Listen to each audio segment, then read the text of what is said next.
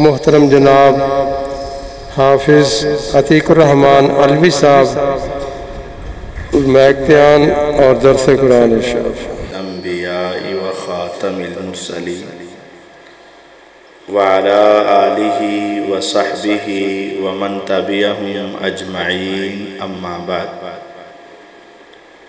اللہم صلی علی محمد وعلى آل محمد كما صليت على إبراهيم وعلى آل إبراهيم إنك حميد مجيد۔ اللهم بارك على محمد وعلى آل محمد كما باركت على إبراهيم وعلى آل إبراهيم إنك حميد مجيد۔ رب اشرح لي صدري ويسر لي أمري واحلل عقدة من لساني يفقهوا قولي واجعل لي وزيرا من أهلي۔ أعوذ بالله السميع العليم من الشيطان الرجيم، بسم الله الرحمن الرحيم۔ فإن آمنوا بمثل ما آمنتم به فقد اهتدوا وإن تولوا فإنما هم في شقاق فسيكفيكهم الله وهو السميع العليم۔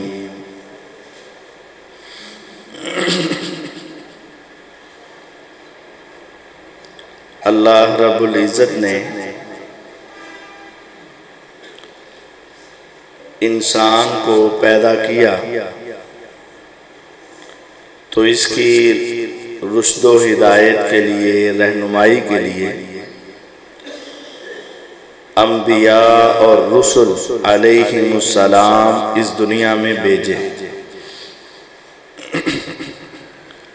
اور ان کے ذریعے اللہ تعالیٰ کی توحید اور اس کی عبادت کا پیغام پہنچتا رہا، اور سب سے آخر میں جناب محمد الرسول اللہ صلی اللہ علیہ وسلم کو اللہ تعالیٰ نے مبعوث کیا، اور آپ کے ساتھ نبوت کے دروازے بند کر دیے، آپ کو آخری نبی اور رسول بنا کر بھیجا۔ آپ کے بعد کوئی نیا نبی اور رسول نہ آیا ہے اور نہ آئے گا، لیکن اس دین کو آگے پہنچانے کی جو ذمہ داری ہے وہ اللہ تعالیٰ نے پھر صحابہ رضوان اللہ علیہم اجمعین کی لگا دی۔ پیغمبر علیہ السلام سارا دین صحابہ کو سکھا کر گئے، اور صحابہ نے وہ دین آگے ہم تک پہنچایا۔ اگر اسلام کی اس تاریخ میں صحابہ کو نکال دیا جائے تو ہمارا اسلام ثابت نہیں ہو سکے گا، اور ہمارا ایمان اور قرآن بھی ثابت نہیں ہو سکے گا۔ آپ یہ بات جانتے ہیں کہ نبی کریم صلی اللہ علیہ وسلم حجاز سے، مکے اور مدینے، طائف، سعودی عرب سے باہر نہیں گئے، لیکن یہ دین، یہ اسلام کی دعوت عراق میں، شام میں، فلسطین میں، یمن میں، ہند میں، سندھ میں، پوری دنیا پر جو پھیلی، یہ دعوت کس نے پھیلائی؟ صحابہ رضوان اللہ علیہ مجمعین نے پھیلائی۔ اگر ان سے یقین اٹھ جائے، اعتبار ختم ہو جائے، اور ان کے ایمان پر سوال شروع ہو جائیں تو پھر اس کا مطلب یہ ہے کہ جس کو تم قرآن کہتے ہو اس کا سچا ہونا کیسے ثابت کرو گے؟ ہم نے یہ قرآن اپنے والدین اپنے اساتذہ سے پڑھا، انہوں نے یہ قرآن اپنے والدین یا اپنے اساتذہ سے پڑھا، اور یہ چلتے چلتے تبع تابعین تک پہنچے، اور وہ تابعین تک، اور تابعین نے کن سے سیکھا؟ صحابہ سے سیکھا۔ اور اگر صحابہ کے بارے میں ذہن صاف نہ ہو، صحابہ کے بارے میں سوچ صاف نہ ہو، تو اس کا مطلب یہ ہے کہ تم قرآن کو سچا نہیں مان سکتے، اور تم اپنی نماز روزے زکوٰۃ کو درست نہیں مان سکتے۔ جب قرآن میں آئے گا نماز پڑھو تو نماز کا طریقہ تمہیں کون بتائیں گے کہ ہم نے دیکھا؟ صحابہ بتائیں گے۔ جب قرآن میں آئے گا زکوٰۃ دو تو وہ زکوٰۃ کے مسائل تمہیں کون بتائے گا؟ صحابہ بتائیں گے۔ جب قرآن میں آئے گا حج کرو تو وہ حج کا طریقہ تمہیں کون بتائے گا کہ پیغمبر علیہ السلام نے کیسے حج کیا؟ صحابہ بتائیں گے۔ اگر صحابہ کو درمیان سے نکال دیا جائے، تابعین نے حضور کو دیکھا نہیں، آقا نے تابعین کو بتایا نہیں، اگر درمیان سے صحابہ نکال دیں تو آپ کا ایمان، آپ کا کلمہ، آپ کی نماز، آپ کی عبادت، کوئی نیکی ثابت نہیں ہوگی جب تک درمیان میں صحابہ نہیں ہوگی۔ گویا کہ ایمان، اسلام قبول کروانے کے لیے اور اس کا صحیح راستہ تلاش کرنے کے لیے صحابہ پر ایمان ضروری ہے، اور صحابہ پر ایمان یہ ہمارے عقیدے کا حصہ ہے۔ بعض لوگ صحابہ کے حوالے سے غلط سوچ رکھتے ہیں، غلط نظریہ رکھتے ہیں، غلط بات ان کے دماغ میں بیٹھ چکی ہے، تو ہمارے دوسرے کہتے ہیں چلو کوئی بات نہیں، ایک صحابہ کے بارے میں کہتے ہیں نا، باقی عقیدہ تو ٹھیک ہے نا، اس کا عقیدہ تو صحیح ہے نا۔ یاد رکھیں، عقیدے کی ایک بھی خرابی انسان کی ساری نیکیوں کو برباد کر دیتی۔ اگر کسی انسان کا اللہ کے بارے میں عقیدہ درست ہے لیکن پیغمبر علیہ السلام کے بارے میں درست نہیں ہے تو کافر ہے۔ اگر کسی انسان کا اللہ تعالیٰ اور اس کے رسول صلی اللہ علیہ وسلم کے بارے میں عقیدہ درست ہے لیکن قیامت کے اوپر یقین ہی نہیں ہے، عقیدہ درست نہیں ہے تو کافر ہے۔ عقیدے کا کوئی حصہ، کوئی جز اگر انسان جان بوجھ کے خراب کر لیتا ہے تو یہ بہت بڑی تباہی ہے اور بربادی ہے۔ عقیدے کے اندر درستگی کا ہونا یہ ہر مسلمان کے لیے ضروری ہے، اور صحابہ ہمارے عقیدے کا حصہ ہے۔ ان کے بارے میں بھی صحیح سوچ کا ہونا یہ ہمارے ایمان کا حصہ ہے، اور جو شخص صحابہ کے ایمان کا انکار کرے وہ انسان در حقیقت خود دائرہ اسلام سے خارج ہو جاتا ہے۔ صحابہ رضوان اللہ علیہ مجمعین کے حوالے سے 5 باتیں اپنے دل و دماغ میں بٹھا لیں، اور یقین جانیے اگر یہ 5 باتیں ہم سمجھ لیں پھر ہم گمراہ نہیں ہوں گے، اور اگر نہ سمجھی تو قریب ہے کہ شیطان ہمیں بہکا دے اور ہمیں سیدھے راستے سے ہٹا دے۔ سب سے پہلی بات یہ ذہن میں رکھیں کہ صحابی کسے کہتے ہیں؟ صحابی کسے کہتے ہیں؟ صحابی کون ہوتا ہے؟ جس شخصیت نے ایمان کی حالت میں نبی کریم صلی اللہ علیہ وسلم دیکھا یا ملاقات کی اور ایمان کی حالت میں فوت ہوا اسے صحابی کہتے ہیں۔ جو شخص ایمان کی حالت میں پیغمبر علیہ السلام کو دیکھ لے اور ایمان کی حالت میں فوت ہو اسے صحابی کہتے ہیں۔ ایمان کیا ہے؟ زبان سے اقرار، دل میں یقین اور اس کے مطابق عمل کا نام ایمان ہے۔ اگر کوئی شخص زبان سے اقرار نہیں کرتا تو وہ کافر ہے۔ زبان سے اقرار نہ کرے تو کافر ہے۔ اگر کوئی شخص زبان سے اقرار تو کر رہا ہے لیکن دل میں تصدیق اور یقین نہیں ہے تو وہ منافق ہے۔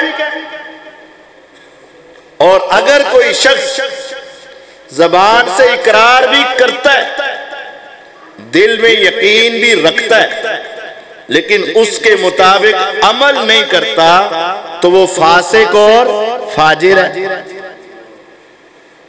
تو صحابی کون ہے؟ جو حالت ایمان میں، یعنی زبان اقرار کر رہی ہے، دل اس کا یقین کر رہا ہے اور اعضاء اس کے مطابق عمل کر رہے ہیں، جو حالت ایمان میں نبی کریم صلی اللہ علیہ وسلم کو دیکھے اور اسی حالت ایمان میں فوت ہو اسے صحابی کہتے ہیں۔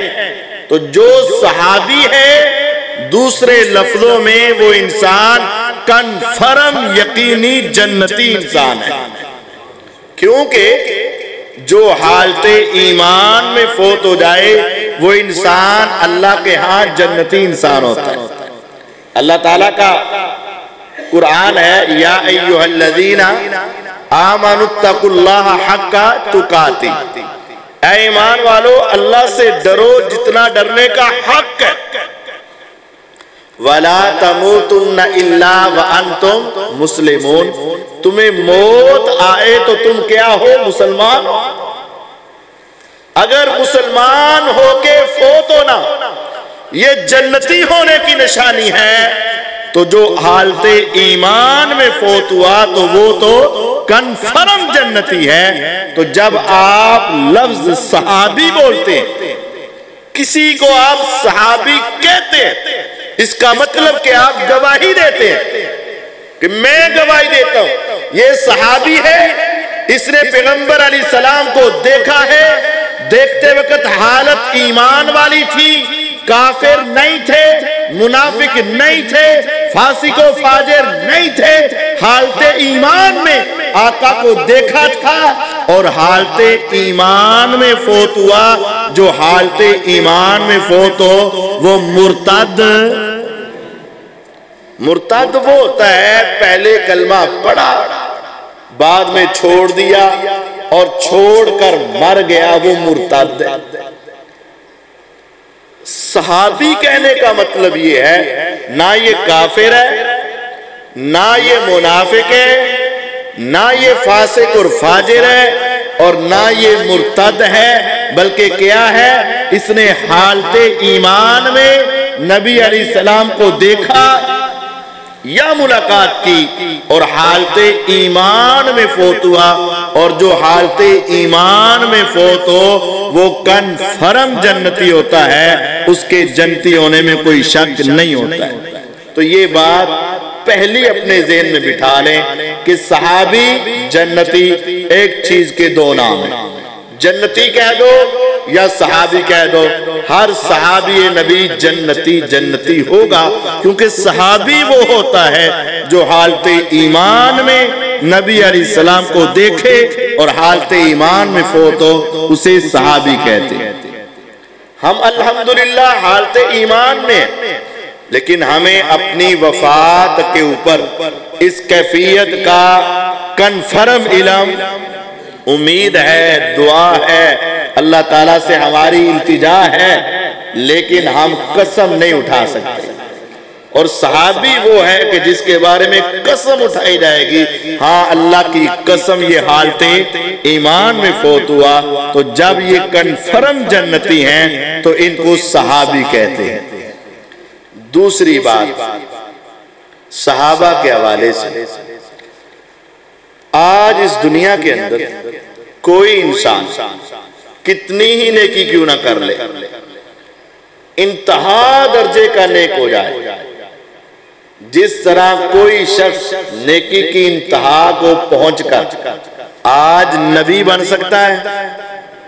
نہیں بن سکتا۔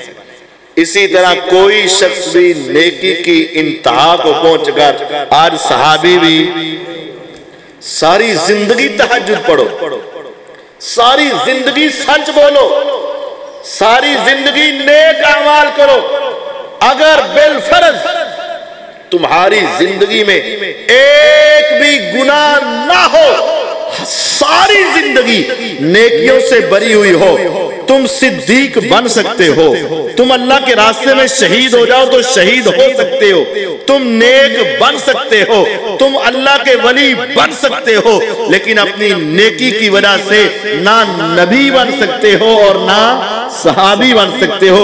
نبوت اللہ نے ختم کر دی اور اس کے ساتھ صحابیت بھی اللہ نے ختم کر دی، بس نبی بھی ختم اور صحابیت بھی ختم۔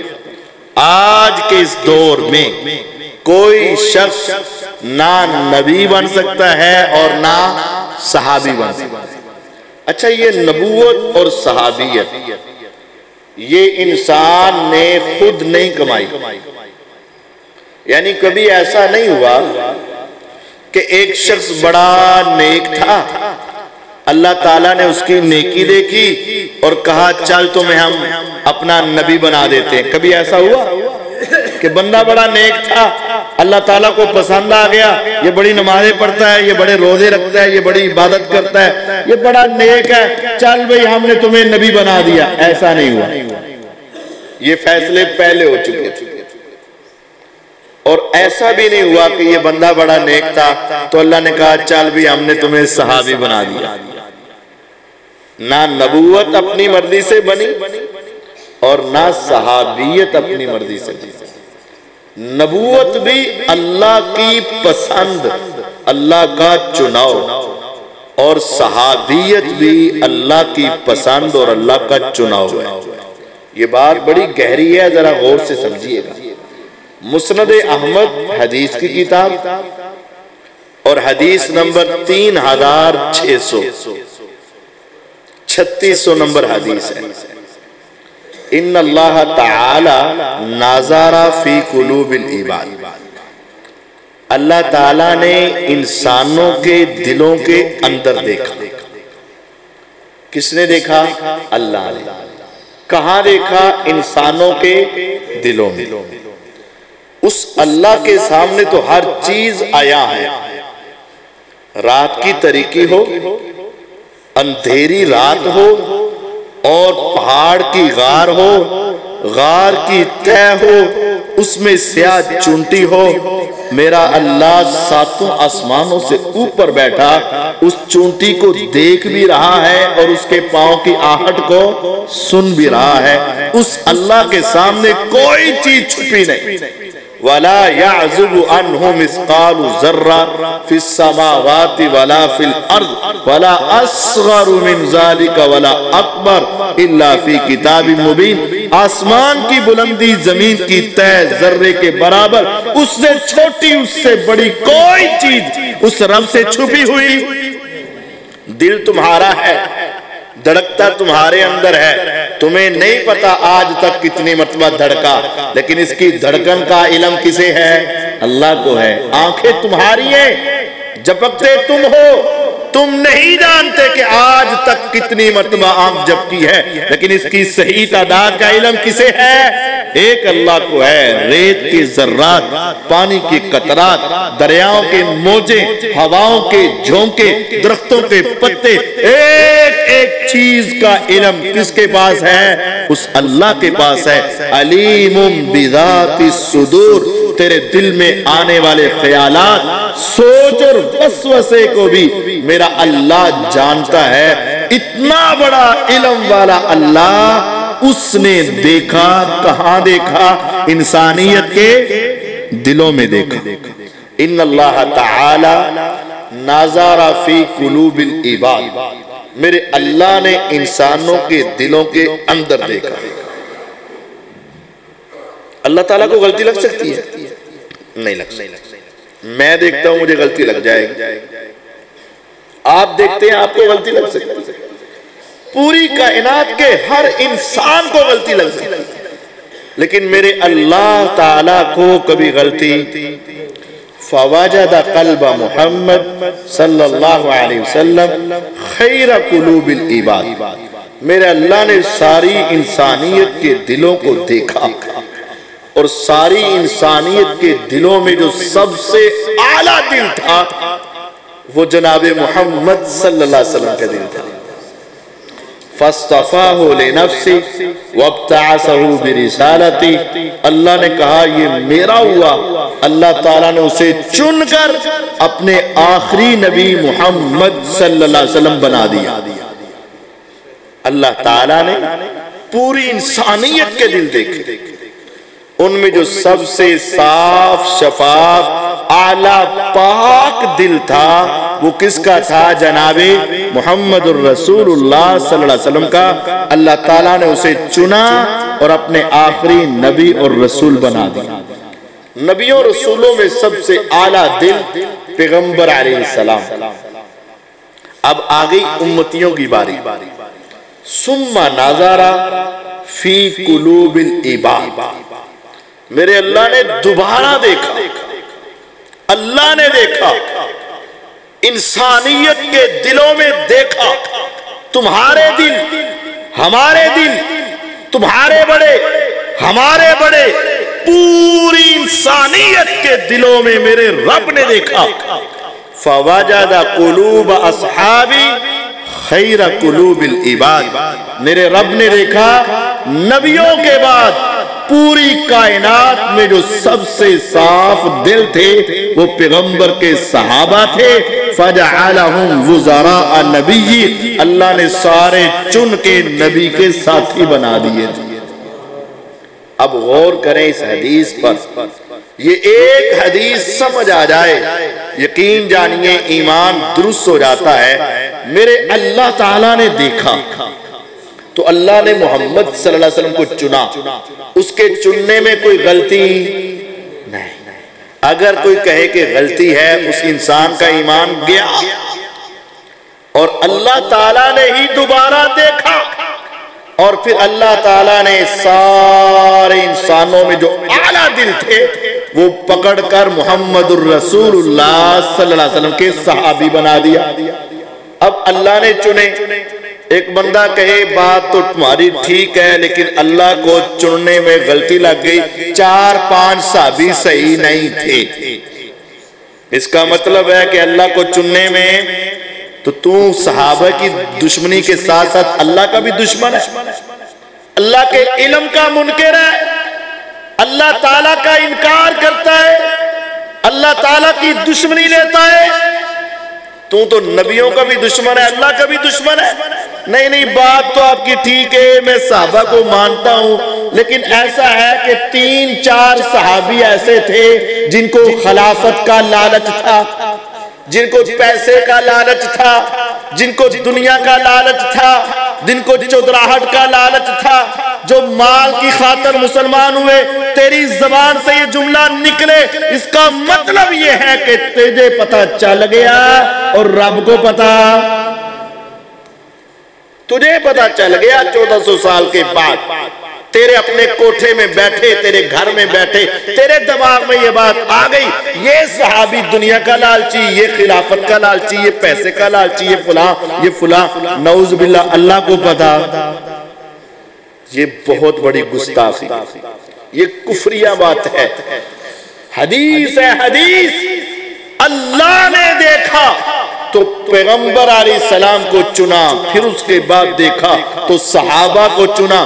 جس طرح اللہ کا چناؤ نبیوں کے بارے میں غلط نہیں ہو سکتا، اسی طرح اللہ کا انتخاب صحابہ کے بارے میں غلط۔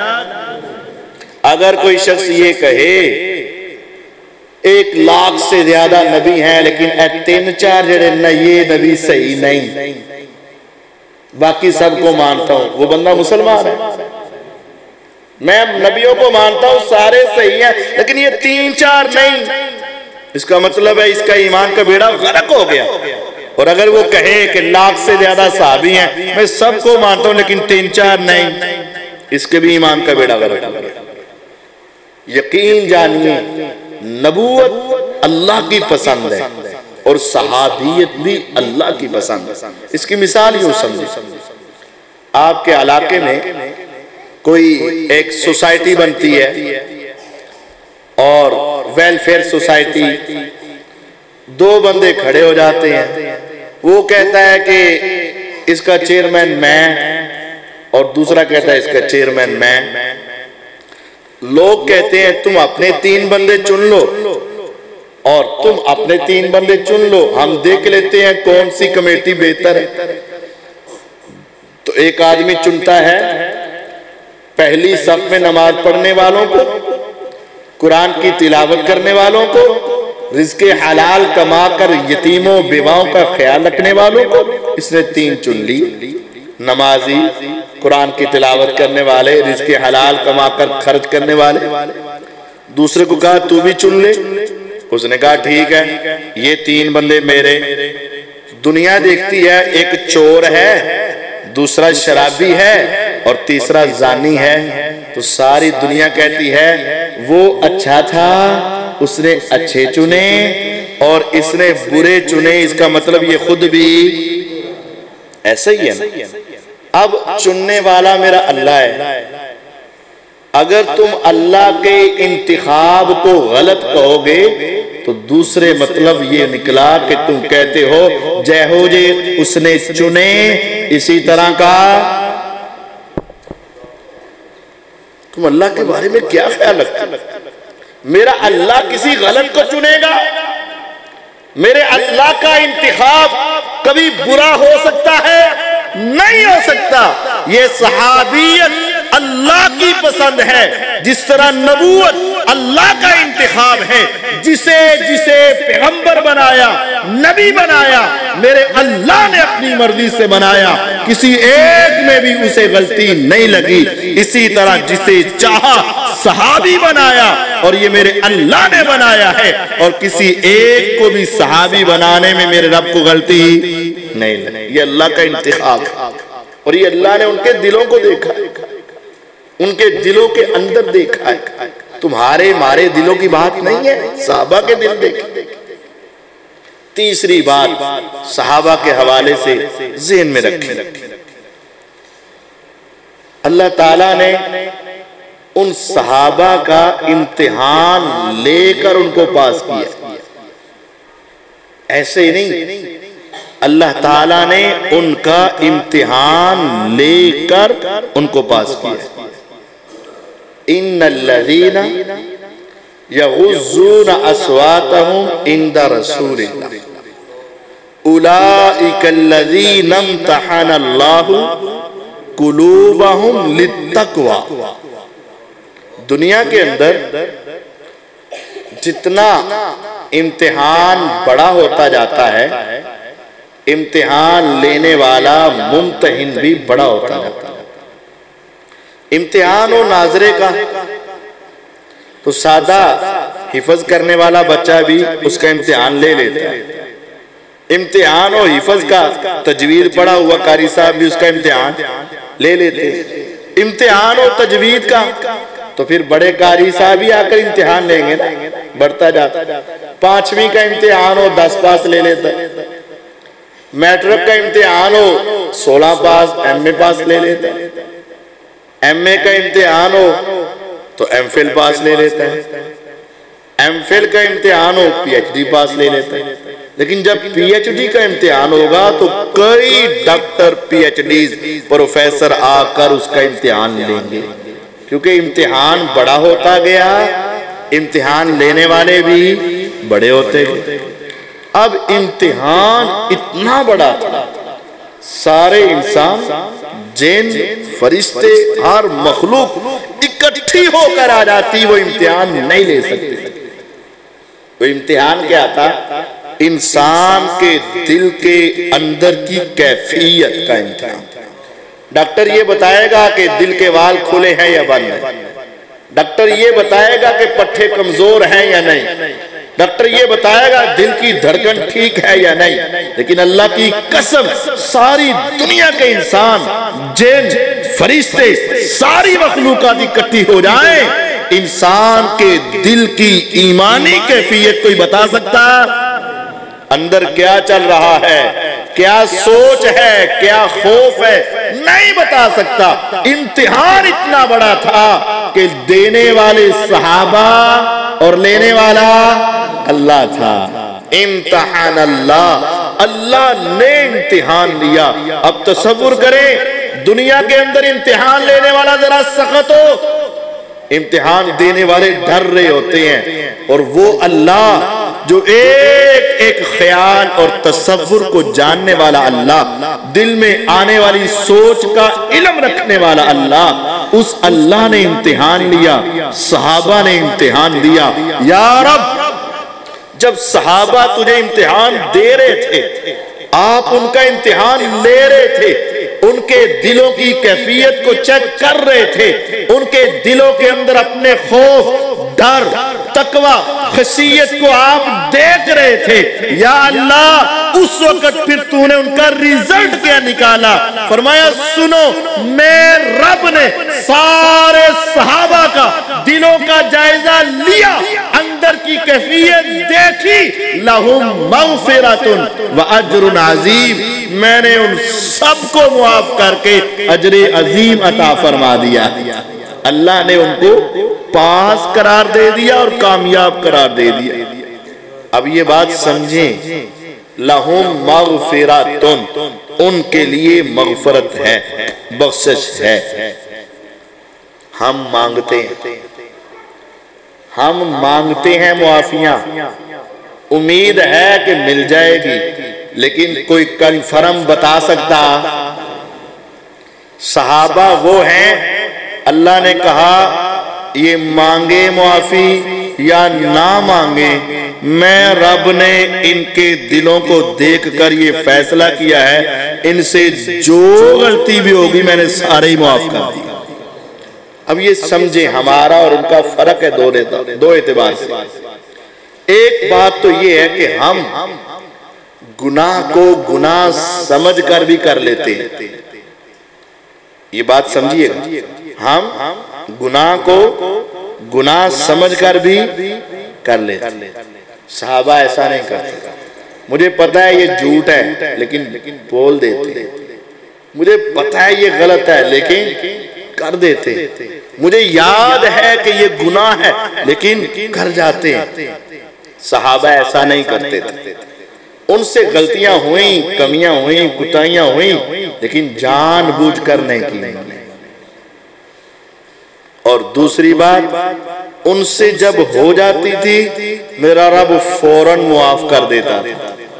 ہمیں معافی مانگنے کی ضرورت ہے، ملے گی نہیں ملے گی یہ کنفرم نہیں ہے، لیکن صحابہ کے بارے میں قرآن کہتا ہے لہم مغفرۃ، اول تو انہوں نے جان بوجھ کے گناہ کیے ہی نہیں، اور جو ان سے ہو گئے وہ معافی مانگے نہ مانگے، رب نے سسٹم ہی ایسا لگایا ہوا ہے، ادھر سے گناہ ہوا ادھر سے ڈیلیٹ ہوا، وہ سارے گناہ ان کے معاف ہو گئے۔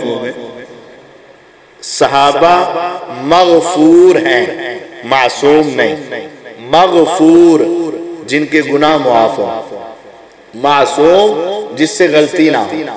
صحابہ سے غلطیاں ہوئی ہیں، کمیاں ہوئی ہیں، کوتاہیاں ہوئی ہیں، نافرمانی ہو گئی ان سے، لیکن وہ کیا ہیں؟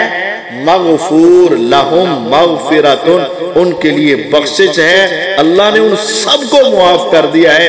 اب صحابہ کی غلطی رہی نہیں، ادھر غلطی ہوئی ادھر معاف ہو گئی، اب ان کے کھاتے میں غلطی رہی نہیں۔ لہم مغفرۃ، ان کے لیے بخشش ہے، واجر عظیم، اور ان کے لیے اجر عظیم ہے۔ اس کی مثال یوں سمجھے، ادھر بھی ادارہ ہے نا حفظ کا ادارہ ہے، قاری صاحب کو باہر سے بلایا گیا، قاری صاحب آپ بچوں کا امتحان لیں، انہوں نے امتحان لیا، قاری صاحب آپ آئے ہیں، چلو رزلٹ بھی سنا جائیں، خود ہی بتا دیں۔ قاری صاحب نماز کے بعد کھڑے ہوئے اور کھڑے ہو کر بتانے لگے، یہ فرسٹ پوزیشن پر آیا۔ سامنے ایک بندہ کھڑا ہو گیا، کہتا ہے جھوٹ بولتے ہو۔ ساری دنیا حیران ہو گئی، یہ کیا کہہ رہا ہے؟ انہوں نے کہا یہ بچہ سیکنڈ پوزیشن پہ آیا، کہتا ہے جھوٹ بولتے ہو، یہ فیل ہے۔ قاری صاحب نے تیسرا رزلٹ سنایا، یہ بچہ تھرڈ آیا، وہ پھر بولتا ہے جھوٹ بولتے ہو، یہ فیل ہے۔ قاری صاحب نے چوتھا رزلٹ سنایا کہ یہ چوتھے نمبر پر آیا، فورتھ آیا، تو آگے سے کہتا ہے نہیں، پہلے تینوں فیل اور یہ چوتھے والا فرسٹ پوزیشن پہ آیا ہے۔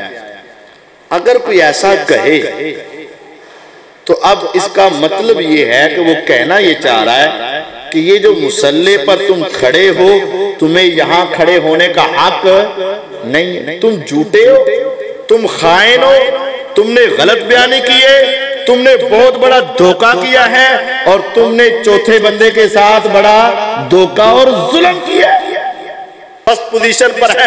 اس کا مطلب یہ ہے کہ وہ میرے آقا کے بتائے ہوئے رزلٹ کو غلط کہتا ہے۔ یہ صحابہ کا دشمن نہیں بلکہ اللہ کا دشمن ہے اور نبی کا دشمن ہے۔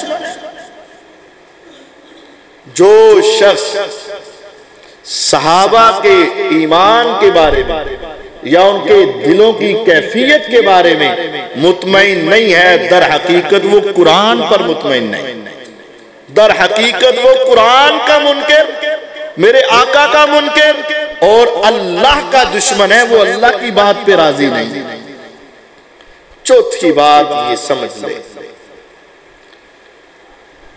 ہم سب ایمان مانگتے ہیں، اے اللہ اہدنا الصراط المستقیم، اے اللہ ہمیں سیدھا راستہ دکھا، سیدھے راستے پہ چلا، سیدھے راستے پہ قائم رکھ۔ ہم ایمان مانگتے ہیں، اور صحابہ وہ ہے جن کو اللہ خود ایمان عطا کرتے ہیں۔ ہم مانگ رہے ہیں اور ان کو اللہ تعالیٰ خود عطا کرتے ہیں۔ اسی سورۃ حجرات میں 26ویں پارے میں وَلَكِنَّ اللَّهَ حَبَّبَ إِلَيْكُمُ الْإِيمَانَ وَزَيَّنَهُ فِي قُلُوبِكُمْ وَكَرَّهَ إِلَيْكُمُ الْكُفْرَ وَالْفُسُوقَ وَالْعِصْيَانَ أُولَئِكَ هُمُ الرَّاشِدُونَ فَضْلًا مِّنَ اللَّهِ۔ اللہ کا فضل ہوا، اللہ نے صحابہ کے لیے ایمان کو پسند کیا۔ یہ جملے سمجھے، آج میں سمجھانا چاہ رہا ہوں، اللہ تعالیٰ نے صحابہ کے لیے ایمان کو پسند کیا۔ تم باہر جاتے ہو، اللہ آپ سب کو حج عمرے کے لیے لے جائے، جب تم باہر جاتے ہو واپس آتے ہو اور آ کر کہتے ہو بیٹا، بھائی، والد، دوست، یہ دیکھ یہ چیز میں تیرے لیے پسند کر کے لایا، میں نے تیرے لیے پسند کیا، وہ بندہ بڑا خوش ہوتا ہے کہ میرے لیے اس نے پسند کیا۔ اب وہ کہتا ہے یہ مجھے پہن کر دکھا کیسی لگتی ہے۔ جب وہ پہنتا ہے، استعمال کرتا ہے، تو وہ دونوں اسے دیکھ کر بڑے خوش ہوتے ہیں، اور یہ خاص کسی کے لیے پسند کرنا یہ اس کے ساتھ بہت گہرے تعلق کی علامت ہے۔ اب اللہ پسند کر رہے ہیں، اس کا مطلب ہے جن کے لیے پسند کر رہے ہیں وہ اللہ کے بڑے محبوب اور پیارے ہیں۔ وَلَكِنَّ اللَّهَ حَبَّبَ إِلَيْكُمُ الْإِيمَانَ، اللہ نے پسند کیا تمہارے لیے۔ یا اللہ تو نے صحابہ کے لیے کیا پسند کیا؟ فرمایا الایمان، اللہ نے صحابہ کے لیے ایمان پسند کیا.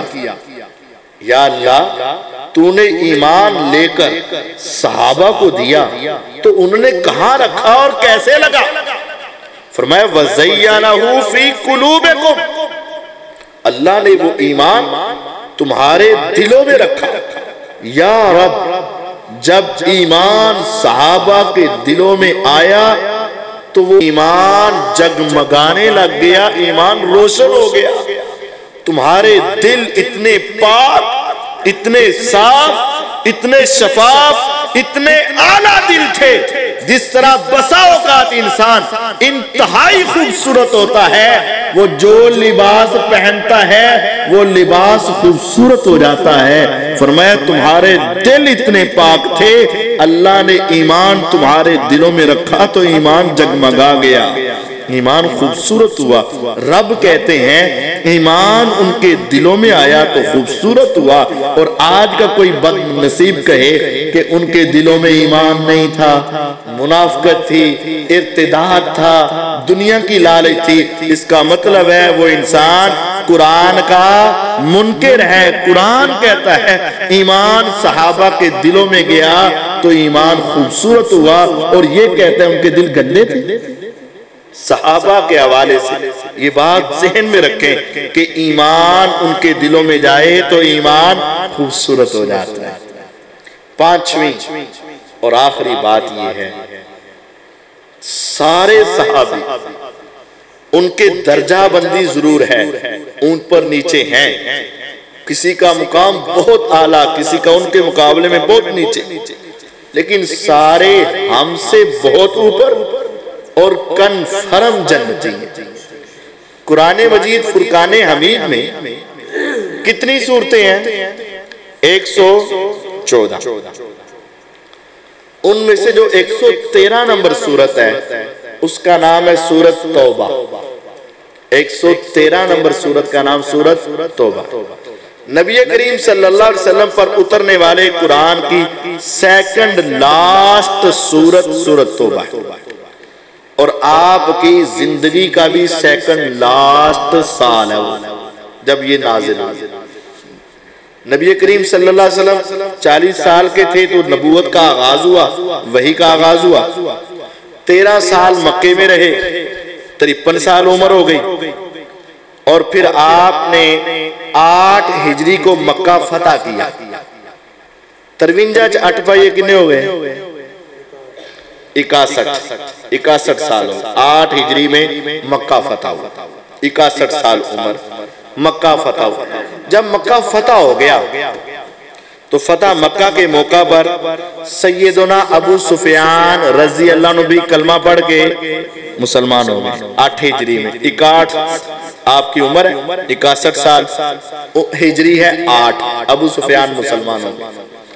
ان کی بیوی سیدہ ہند رضی اللہ عنہا بھی فتح مکہ کے موقع پر مسلمان ہو گئے.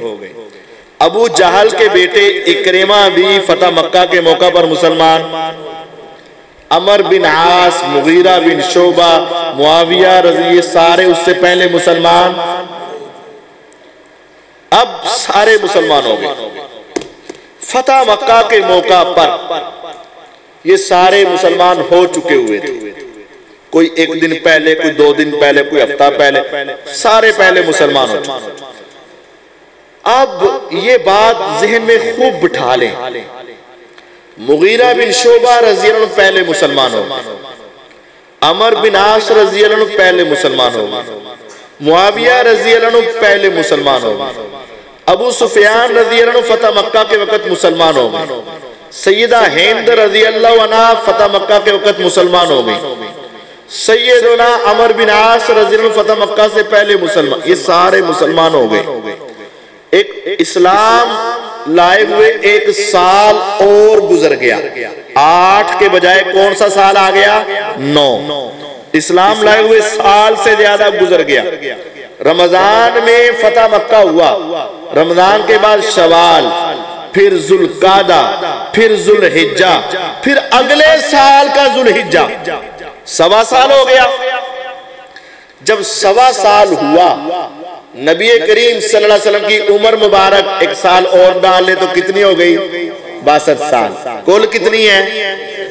عمر مبارک کا سیکنڈ لاسٹ سال، سیکنڈ لاسٹ. اب اس سے پہلے یہ ساری ہستیاں مسلمان ہو چکی. اس وقت آپ نے حج کے لیے امیر بنا کر بھیجا کہ میں اس سال حج نہیں کروں گا کیونکہ یہ پہلا سال ہے. تو آپ نے کہا اے ابو بکر رضی اللہ عنہ آپ مسلمانوں کو لے جائیں اور حج کے لیے روانہ ہو جائیں. صحابہ حج کے لیے چلے گئے. جب وہ چلے گئے تو ان کے پیچھے سے ایک سورت نازل ہوئی، براءۃ من اللہ ورسولہ الی الذین عاہدتم من المشرکین. یعنی یہ سورت نبی علیہ السلام کی زندگی کے 62ویں سال کے آخری مہینے، ہجرت کے 9ویں سال اور ان صحابہ کے مسلمان ہونے کے سال بعد یہ نازل ہوئی. اس صورت میں جس کو جنتی کہا جائے گا، اس کا مطلب ہے اس سے پہلے والے وہ سارے کیا ہو جائیں گے؟ کنفرم. یہ سورت کا نام سورت توبہ، آیت نمبر 100. آیت نمبر سورت توبہ آیت نمبر. اللہ تعالیٰ فرماتے ہیں وَالسَّابِقُونَ الْأَوَّلُونَ مِنَ الْمُحَاجِرِينَ وَالْأَنصَارِ. سبقت لے جانے والے پہلے کلمہ پڑھنے والے مہاجر اور انصار. مہاجرین میں سیدنا ابو بکر رضی اللہ عنہ، سیدنا عمر رضی اللہ عنہ، سیدنا عثمان رضی اللہ عنہ، سیدنا علی المرتضی رضی اللہ عنہ اس آیت میں آئے کیونکہ انہوں نے شروع میں کلمہ پڑھا.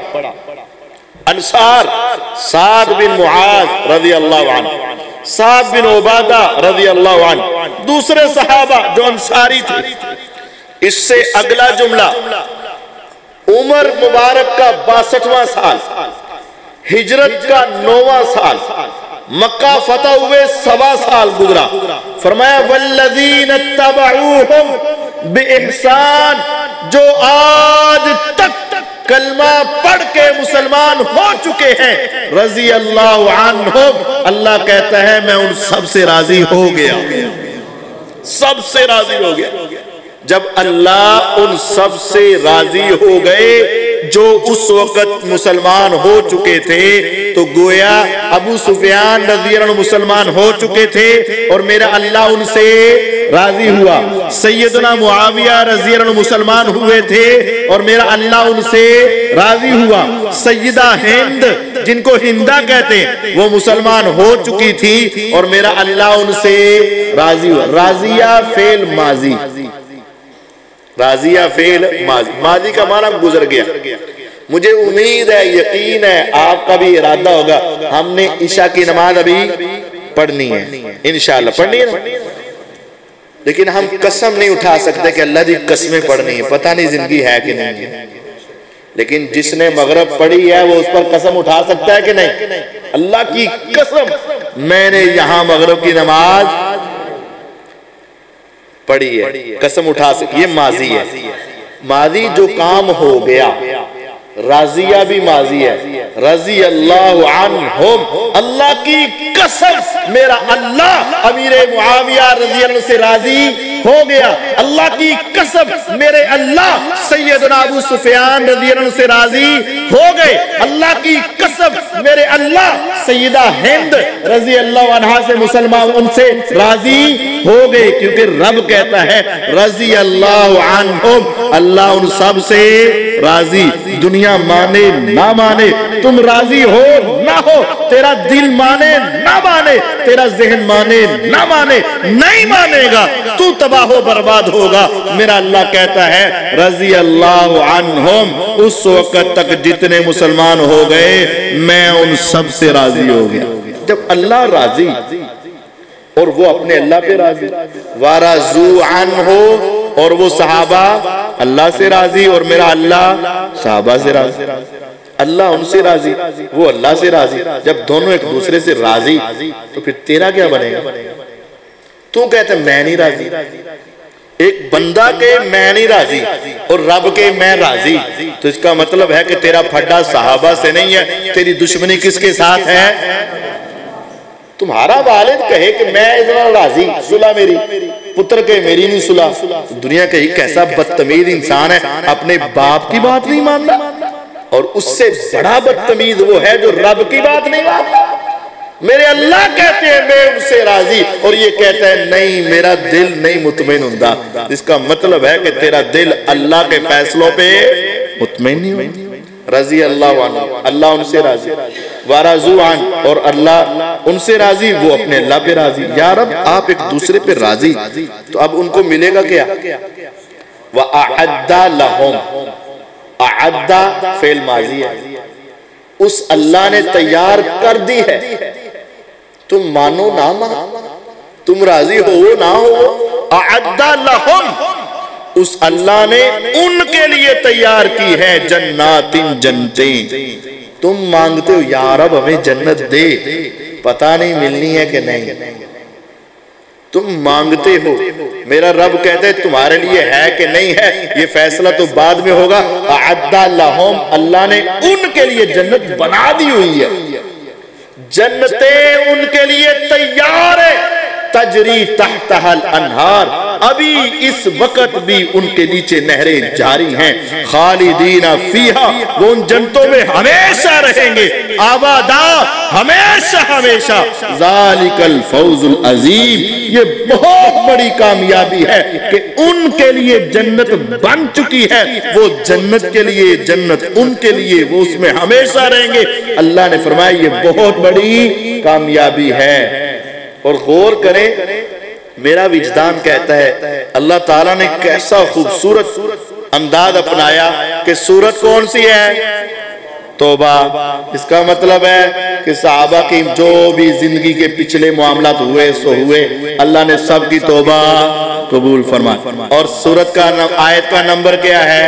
100، ان کے 100/100 اللہ نے سب کو معاف کر دیا ہے اور سب پہ راضی ہو چکا ہے۔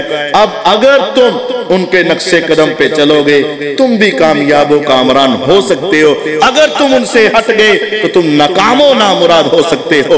نبی کریم صلی اللہ علیہ وسلم نے فرمایا تھا یہودیوں کے 71 فرقے بنے اور عیسائیوں کے 72 فرقے بنے اور مسلمانوں کے 73 فرقے بنیں گے، سارے جہنم میں سوائے۔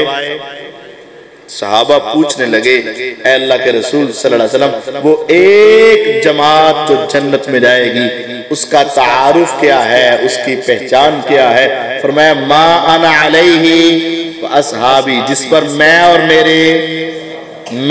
میرے تو اگر کہے کہ میں صحابہ سے راضی نہیں، اس کا مطلب ہے یہ اس جماعت میں شامل، جو ان سے کٹ گیا وہ جہنم میں چلا گیا، جو ان سے جڑ گیا وہ جنت میں چلا گیا۔